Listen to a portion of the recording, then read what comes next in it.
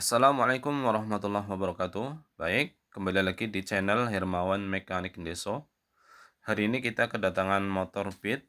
Kasusnya adalah oli rembes, bahkan sudah sampai menetes. Jika oli sudah menetes di bagian mesin manapun, maka teman-teman harus segera bertindak.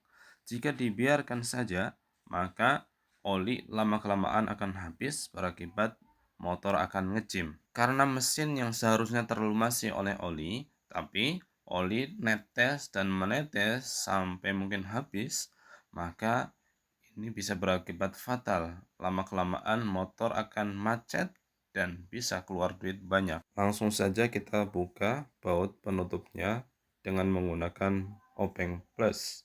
Alhamdulillah, ini sudah terbuka. Teman-teman bisa melihat penampakannya yaitu ya. Ini kemarin motornya sudah dicuci, jadi nggak terlihat begitu kotor ya. Tapi di sana ini terlihat tuh penampakannya, masih kelihatan olinya rembes tuh ya, oli rembes tuh. Ini juga hitam-hitam, ini kerak yang sudah membandel akibat oli rembes. Maka kita buka bautnya dengan menggunakan kunci L nomor 6 ya teman-teman. Kita buka, puter sampai terlepas kedua bautnya. Kita putar-putar terus ya sampai kedua bautnya terlepas ya. Nih, alhamdulillah sudah terlepas. Terus selangnya ini juga harus kita lepas ya teman-teman. Nah, ini tinggal dilepas. Ini di sini sering terjadi patah ya teman-teman bautnya. Kenapa? Karena oli masih netes, dikiranya kurang kenceng, lalu dikencengin sampai patah. Padahal penyebabnya bukan kurang kenceng, mungkin karena eh, sealnya ini sudah tipis, sudah aus, atau seal bagian sini sudah aus sehingga tetap bocor. Maka kita lihat ya teman-teman. Sudah terbuka ini ya teman-teman ya. Kita lihat-lihat dulu. Ini bagian dalam mesinnya. Nanti kita bersihkan menggunakan bensin ya. Ketika kita membersihkan dengan bensin, maka bensin nanti akan masuk ke dalam dan oli akan kecampur dengan bensin sehingga oli akan kotor dan cair. Maka oli perlu dikuras dan diganti dengan yang baru. Oke, sekarang kita lihat seal headnya ini.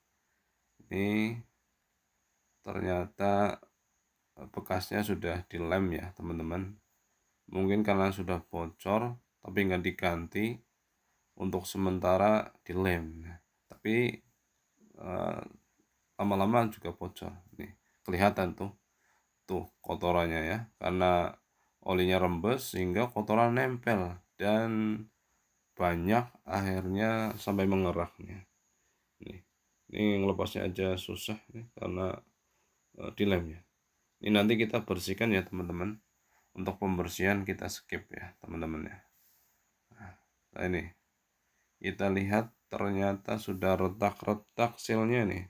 Tuh bisa lihat ya teman-teman ya, sudah patah. Maka wajar ya olinya rembes dan bahkan menetes.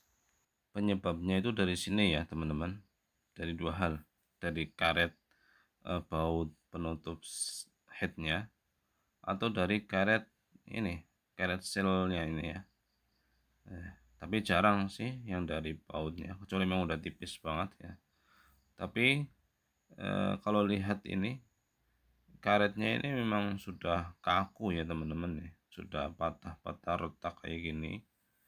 Ini sudah rusak, sudah nggak bisa dipakai lagi ya. Jangan dipertahankan kayak gitu ya, mending ganti yang baru aja udah ya, beli yang baru.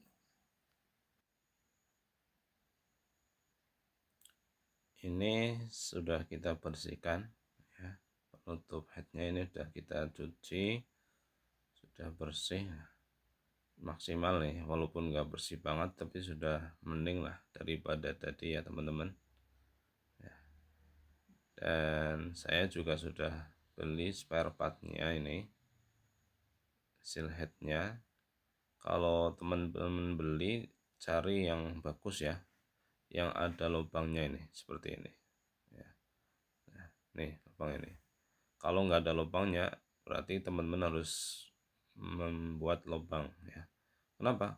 Kalau nggak ada lubangnya itu nanti menutup ini ya. Nah, ya gitu ya.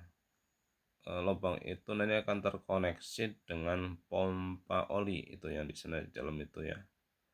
Nah, kita dekatkan. Nah, terlihat ya. Ya. Nah, itu tuh. Itu lubang itu nanti akan nyembur mengeluarkan oli. Nanti akan terkoneksi dengan lubang ini. Nah, lubang ini nanti nyembur ke sini.